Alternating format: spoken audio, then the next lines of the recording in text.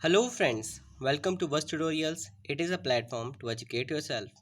तो दोस्तों, जैसे कि आप सभी जानते हैं कि हम आपके लिए लाए हैं स्टार्ट सेशन प्रोग्राम यानी कि एसएसपी, जिसमें हम आप लोगों को प्रोवाइड करा रहे हैं आपके हर स्टैंडर्ड के, हर सब्जेक्ट के, हर चैप्टर को वीडियोज़ के ज़रिए। तो दोस्तों, इसी तरह बस ट्यूटोरियल्स एजुकेशन के साथ जुड़े रहने के लिए आपको एक छोटा सा काम करना है और वो है चैनल को सब्सक्राइब करना। दोस्तों, जल्दी से चैनल को सब्सक्राइब कर दीजिए और साथ ही प्रेस कर दीजिए नोटिफिकेशन बेल आइकन पे, जिससे आपको हमारी आने वाली वीडियोस टाइम से मिल सकें। तो बिना वक्त गवाए शुरू करते हैं अपनी आज की वीडियो को। और आज बस ट्यूटोरियल्स एजुकेशन आप लोगों के लिए लाया है क्लास 10th की वीडियो, जिसमें हम अब पढ़ने वाले हैं उसका मैथमेटिक्स सब्जेक्ट। और इस सब्जेक्ट का हम पढ़ेंगे सेकंड चैप्टर, जिसका नाम है पॉलिनोमियल। तो पॉलिनोमियल्स को पढ़ने के लिए सबसे पहले हमारे लिए यही जानना ज़रूरी है कि पॉलिनोमियल होते क्या हैं। दोस्तों, ये चैप्टर आपने क्लास 9th में भी पढ़ा है, तो मैं समझता हूँ कि इस वीडियो को देखने के बाद आपको ये चैप्टर पूरी तरह क्लियर हो जाएगा। तो जानते हैं सबसे पहले कि पॉलिनोमियल क्या होते हैं। दरअसल दोस्तों, हर वो अलजेब्रिक एक्सप्रेशन जिसकी जो पावर या पावर्स होती हैं, वो भी वेरिएबल की, वो सारी की सारी होल नंबर हों, तो हम उस अलजेब्रिक एक्सप्रेशन को पॉलिनोमियल कहते हैं। मतलब कि अगर एग्जांपल के तौर पे अगर हम देखें, तो जो आपके सामने ये सारी की सारी अलजेब्रिक एक्सप्रेशंस लिखी हुई हैं, ये सारी ही पॉलिनोमियल हैं। आप देखिएगा कि जो फर्स्ट एग्जांपल है उसमें x की पावर 1 है। सेकंड एग्जांपल में एक जगह पे 2 है और एक जगह पे 1 है। थर्ड एग्जांपल में अगर आप देखें तो एक जगह पे 3 है, एक जगह पे 2 है और एक जगह पे 1 है। तो इन तीनों एग्जांपल्स में जब आप देखेंगे तो जो भी x की पावर है वो एक होल नंबर है। तो इस तरह से हम कह सकते हैं कि ये सभी एक्सप्रेशंस एक पॉलिनोमियल है। तो अगर आप पॉलिनोमियल को और भी डीपली पढ़ना चाहते हैं और ये जानना चाहते हैं कि किस इक्वेशन को हम पॉलिनोमियल नहीं कहेंगे, तो आप हमारे चैनल द्वारा बनाई गई क्लास 9th की वीडियो भी देख सकते हैं, जिसका लिंक आपको ऊपर इन्फो बॉक्स में मिलेगा और साथ ही इस वीडियो के डिस्क्रिप्शन में आपको उसका लिंक मिल जाएगा। तो दोस्तों, अब हम आगे बढ़ते हैं और अब हम ये देखना चाहते हैं कि दरअसल पॉलिनोमियल कितने टाइप के होते हैं। हम यहाँ पे केवल पॉलिनोमियल के टाइप्स को उसकी डिग्री के बेस पर ही स्टडी करेंगे। तो अगर हम देखें डिग्री के बेस पर, जो सबसे पहला पॉलिनोमियल होता है वो होता है लीनियर पॉलिनोमियल। यहाँ पे उसकी डिग्री 1 होती है। दोस्तों, अगर आप डिग्री जानना चाहते हैं कि किसी पॉलिनोमियल की डिग्री क्या होती है, तो वो भी आप 9th क्लास की उस वीडियो में ही जान लेंगे। तो दोस्तों, इसका जो हम अगर जनरल फॉर्म लिखें तो वो होगी ए एक्स प्लस बी, क्योंकि यहाँ पे इसकी डिग्री 1 है, यहाँ पे x की वैल्यू हमें 1 ही रखनी पड़ेगी। और a और b दोनों कोई भी रियल नंबर हो सकते हैं, जैसे कि 2 और 1। तो यहाँ पे हमारा जो पॉलिनोमियल पी एक्स हुआ वो हुआ 2x प्लस 1। इस तरह हमारा लीनियर पॉलिनोमियल हमें समझ में आया। जो इसका सेकंड पॉलिनोमियल है वो है क्वाड्रेटिक पॉलिनोमियल। यहाँ पे x की जो पावर है या उसके वेरिएबल की जो पावर है वो मैक्सिमम 2 हो सकती है। इसका मतलब एक्सप्रेशन की जो डिग्री है वो 2 होगी। इसकी जनरल फॉर्म होती है a x square plus b x plus c, जहाँ पे ए बी और सी तीनों ही रियल नंबर है। अगर हम इसका एग्जाम्पल देखें तो वो होगा P X equals to X square plus 2x plus 1। यहाँ पे आप देख सकते हैं कि x की जो मैक्सिमम पावर है वो 2 है, इसीलिए ये एक क्वाड्रेटिक पॉलिनोमियल है। आइए अब हम इसके तीसरे पॉलिनोमियल यानी कि क्यूबिक पॉलिनोमियल की चर्चा करते हैं, जिसमें हमें पता है कि उसकी डिग्री 3 होनी चाहिए। और साथ ही उसकी अगर हम जनरल फॉर्म की बात करें तो वो होगी ए एक्स की क्यूब प्लस बी एक्स का square plus c x plus D. यहाँ पे ए बी सी और डी ये चारों ही कोई भी रियल नंबर हो सकते हैं। एग्जाम्पल के तौर पे अगर हम देखें तो पी एक्स हो सकता है 2x की क्यूब प्लस 3x का स्क्वायर प्लस x माइनस 1। तो इस तरह से हमने जाना कि जो पॉलिनोमियल है वो अपनी डिग्री के बेस पे अलग अलग तरीके का हो सकता है। दोस्तों, डिग्री 3 से बड़ी भी हो सकती है, लेकिन नॉर्मली स्टडी करते समय स्टैंडर्ड में हम सिर्फ डिग्री 3 तक ही बात करने वाले हैं। तो अब हम आगे बढ़ते हैं और अब हम यह जानेंगे कि किसी भी पॉलिनोमियल के जो ज़ीरोज़ होते हैं उनका ग्राफिकल क्या मीन होता है। दोस्तों, ज़ीरोज़ को कैलकुलेट करना भी एक अच्छी चीज़ होती है, और अगर आप ज़ीरोज़ को कैलकुलेट करना सीखना चाहते हैं तो आपको हम 9th क्लास की वो वीडियो ही देखनी होगी, जिसमें हमने इसे बहुत अच्छे से एक्सप्लेन किया है। यहाँ पे हम सिर्फ उसके ग्राफिकल मीन को ही रिप्रेजेंट करने वाले हैं। तो मान लीजिए हमारे पास एक इक्वेशन है, एक पॉलिनोमियल है जो है P X equals to X square plus 2x plus 1। यहाँ पे हमने एक क्वाड्रेटिक पॉलिनोमियल यूज़ किया है। तो अब हमें क्या करना है, हमें एक टेबल बनानी है और एक ग्राफ ले लेना है। टेबल में हम दो रो रखेंगे, जिसमें से कि एक रो तो x की वैल्यू को शो करेगी और दूसरी रो हमारे पॉलिनॉमियल की वैल्यू को शो करेगी, जिसे हम y भी कह सकते हैं। पॉलिनॉमियल की वैल्यू को हम y एक्सिस पे शो करेंगे और x की वैल्यू को तो x एक्सिस पे करेंगे ही। तो दोस्तों हम सबसे पहले x की वैल्यू ले लेते हैं -2। ऐसा करने पर हमें क्या करना होगा, हमें y की वैल्यू कैलकुलेट करनी होगी, जिससे हमारी फंक्शन की वैल्यू निकल आएगी। क्योंकि हमारा फंक्शन था x² प्लस 2x प्लस 1, तो यहाँ पे हम x की जगह पे -2 वैल्यू पुट करेंगे, जिससे हमारी फंक्शन की वैल्यू आ जाएगी 1। तो उसे हम इस टेबल में फिल करेंगे और साथ ही हमारा जो ग्राफ है उसमें हम उसी के अकॉर्डिंग पॉइंट लगा लेंगे। जब हम दोबारा से x की वैल्यू चेंज करेंगे तो हम अब x की वैल्यू ले रहे हैं -1। -1 लेने पर जो y है उसकी वैल्यू आएगी 0। उसके लिए भी हम ग्राफ में पॉइंट लगा लेते हैं और उसके बाद हम x की वैल्यू लेते हैं 0। इसके लिए हमारी जो y है उसकी वैल्यू आएगी 1।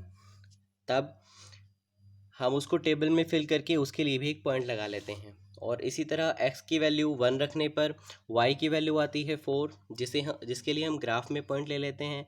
और इसी तरह से x की वैल्यू 2 रखने पर y की वैल्यू आती है 9, उसे भी हम अपने ग्राफ में पॉइंट आउट कर लेते हैं। इन सभी पॉइंट्स को जोड़ते हुए जब हम एक लाइन ड्रॉ करेंगे तो वो एक कर्व होगा, और वो कर्व एक्स एक्सिस पे सिर्फ एक ही टाइम टच हो रहा है। अगर एक ही टाइम कोई कर्व एक्स एक्सिस पे टच हो रहा है, इसका मतलब उसका केवल एक ही ज़ीरो है। अगर ये कर्व एक्स एक्सिस पे दो बार टच हो तो इसका मतलब इसके दो ज़ीरोज़ हैं। तो इसी तरह ग्राफिकल मीन भी हर ज़ीरो का ऑक्यूपाई करता है। यहाँ पे हम देख सकते हैं कि इस क्वाड्रेटिक इक्वेशन का जो ज़ीरो है वो है -1। इसका मतलब x की वैल्यू -1 रखने पर हमारे फंक्शन की वैल्यू 0 हो जाएगी। तो दोस्तों उम्मीद है कि आपको ये बात भी समझ में आ गई होगी। तो अब हम आगे बढ़ते हैं और अब हम ये देखेंगे कि कैसे हमारे जो ज़ीरोज़ हैं उनका सम और प्रोडक्ट उन कोफिशिएंट के साथ रिलेट होता है। मतलब कि अगर हम एक क्वाड्रेटिक इक्वेशन लें और जिसकी standard form ax² plus bx plus c equals to 0 है, उसकी अगर हम ज़ीरोज़ की कल्पना करें तो मान लीजिए उसके ज़ीरोज़ ए कैप और बी कैप हैं। आपकी जब एनसीईआरटी बुक आप पढ़ेंगे तो वहाँ पे आपको ये अल्फ़ा और बीटा लिखे हुए मिलेंगे। हम यहाँ पे इसको ए कैप और बी कैप से रिप्रेजेंट कर रहे हैं। अब हम अगर देखें इन दोनों का जो सम होगा, यानी कि ए कैप प्लस बी कैप, दोनों पॉलिनॉमियल के ज़ीरोज़ का सम, वो होता है negative of coefficient of x upon coefficient of x square. अब आप ये भी कंफ्यूज हो रहे होंगे कि ये जो मैं कोफिशिएंट की बात कर रहा हूँ ये कैसे संभव है। तो कोफिशिएंट दरअसल आप देख सकते हैं कि जब एक्स स्क्वायर का जो कोफिशिएंट है वो 1 है और एक्स का कोफिशिएंट बी है, सॉरी एक्स स्क्वायर का कोफिशिएंट ए है और एक्स का कोफिशिएंट बी है। तो जब इसको हम यहाँ पे वैल्यूज़ के अकॉर्डिंग पुट करेंगे तो a cap plus b cap equal हो जाएगा माइनस के बी अपॉन ए के। उसी तरह जब हम यहाँ पे प्रोडक्ट की बात करें तो वे हो जाएगा A cap multiply B cap, और वो बराबर हो जाएगा constant term divided by coefficient of x square के, यानी कि सी अपॉन ए के। तो इस तरह से हमें पता चला कि किसी भी पॉलिनॉमियल में उसके ज़ीरोज़ का जो प्रोडक्ट और सम होता है उसका कोफिशिएंट के साथ क्या रिलेशन है। अब हम इसी चीज़ को क्यूबिक इक्वेशन के लिए पढ़ लेते हैं। मान लीजिए यहाँ पे हमारी स्टैंडर्ड इक्वेशन ए एक्स की cube plus b x square plus c x plus d है, और हमारे जो ज़ीरोज़ हैं वो पी क्यू एंड आर है। यहाँ पे भी आपको मैं ये बता दूँ कि आप जब बुक में पढ़ेंगे तो आपको पी क्यू आर की बजाय अल्फ़ा बीटा और गामा ज़ीरोज़ दिए गए हैं, तो इस बात का आप ध्यान रखें। तो दोस्तों जब हम इन तीनों का सम निकालेंगे तो वो आएगा coefficient of negative of coefficient of x square upon coefficient of x cube. इसका मतलब नेगेटिव ऑफ बी अपॉन ए। यहाँ पे आप ध्यान रखिएगा कि पीछे जो बी और ए दिए गए थे उससे इसको बिल्कुल रिलेट नहीं करना है, हमें क्यूबिक इक्वेशन की जो स्टैंडर्ड फॉर्म है उसी से इसको रिलेट करके चलना है। दोस्तों अगला जो हमारा इसमें इक्वेशन आने वाली है वो आने वाली है इन सभी का पार्शली प्रोडक्ट और फिर उसका सम। इसका मतलब P Q plus Q R plus R P, वो बराबर होता है coefficient of x upon coefficient of x cube के। इसका मतलब सी अपॉन ए। तो इस तरह से हमें ये बात भी पता चली। अब हमारे पास बात आती है इन तीनों के प्रोडक्ट की। इसका मतलब P multiply Q multiply R की, वो होता है negative of constant upon coefficient of x cube. इसका मतलब negative of D upon A। तो इस तरह से हमें ये चीज़ पता चली कि कैसे किसी भी पॉलिनॉमियल में अगर वो क्यूबिक पॉलिनॉमियल है तो उसके ज़ीरोज़ के सम और प्रोडक्ट के साथ उसकी कोफिशिएंट जो आए हैं उसके अंदर एक्स के कोफिशिएंट या एक्स क्यूब की कोफिशिएंट, उनके साथ क्या रिलेशन होता है। तो दोस्तों, अब हम आगे बढ़ते हैं और अब हम ये जानेंगे कि डिवीज़न एल्गोरिथम क्या है। दोस्तों, जैसे कि आप सभी जानते हैं कि हमने इस बुक के पहले चैप्टर को बहुत अच्छे से पढ़ा था। अगर आप वो दोबारा पढ़ना चाहते हैं तो आप ऊपर दिए हुए आई बटन से उस वीडियो को देख सकते हैं। क्योंकि दोस्तों, जो डिवीज़न एल्गोरिदम की जब मैं बात करने जा रहा हूँ तो ये बिल्कुल ही आपके चैप्टर 1 में दी गई यूक्लिड डिवीज़न एल्गोरिदम के जैसी है। बस वहाँ पे हम रियल नंबर्स की बात कर रहे थे और यहाँ पे हम बात करने वाले हैं पॉलिनॉमियल्स की। मान लीजिए हमारे पास कोई पॉलिनॉमियल पी एक्स और जी एक्स हैं और उन दोनों में जो जी एक्स है वो ज़ीरो के बराबर नहीं है, वो कोई ज़ीरो पॉलिनॉमियल नहीं है। तो हमारे पास एक पॉलिनॉमियल क्यू एक्स और एक पॉलिनॉमियल आर एक्स जरूर होगा जिसकी वजह से ये इक्वेशन फॉलो हो। वो इक्वेशन है P X equals to G X multiply Q X plus R X. यहाँ पे आप अगर कंपेयर करें इसको यूक्लिड डिवीज़न लेमा से तो ज़रूर आपको समझ में आएगा कि यहाँ पे P जो है, पी एक्स जो है वो A है और जो जी एक्स है वो B है। यही वो दोनों नंबर है जो हमें वहाँ पे दिए गए थे और वही वहाँ पे Q यानी कि क्वोशिएंट है और प्लस रिमाइंडर। अगर आप दोस्तों इसको डिवाइड करना भी सीखना चाहते हैं कि कैसे हम क्यू एक्स और आर एक्स को कैलकुलेट करते हैं तो उसके लिए आपको मैं ऊपर एक आई बटन और डिस्क्रिप्शन में लिंक दे देता हूँ जिसमें हमने आपके लिए स्पेशली ये वीडियो बनाई है कि कैसे आप एक फंक्शन को, एक एक्सप्रेशन को दूसरी एक्सप्रेशन से डिवाइड करके क्यू एक्स और आर एक्स की वैल्यू निकाल सकते हैं। तो दोस्तों, उम्मीद है आपको आज की वीडियो में बताई गई सभी बातें बहुत अच्छे से समझ में आई होगी और इन्हें समझने के बाद आपको इस चैप्टर के बारे में काफ़ी कुछ पता चला होगा। तो समय है एक बार रिकॉल करने का कि हमने क्या क्या पढ़ा है। हमने इस चैप्टर में पॉलिनॉमियल्स को जान लिया है, हमने टाइप्स ऑफ पॉलिनॉमियल जाना है जो कि डिग्री के बेस पे थे और साथ ही हमने ग्राफिकल मीन क्या होता है ज़ीरोज़ का वो भी हमने देखा। इसके साथ ही प्रोडक्ट और सम के साथ कोफिशिएंट का क्या रिलेशन होता है वो भी हमने देख लिया है। यहाँ पे प्रोडक्ट और सम, ज़ीरोज़ की प्रोडक्ट ऑफ और सम की बात की गई है। साथ ही दोस्तों, हमने डिवीज़न एल्गोरिदम को बहुत अच्छे से पढ़ा है और जहाँ तक मैं समझता हूँ कि इन सब चीज़ों को पढ़ने के बाद ये चैप्टर सॉल्व करना आपके लिए बहुत आसान बन गया है।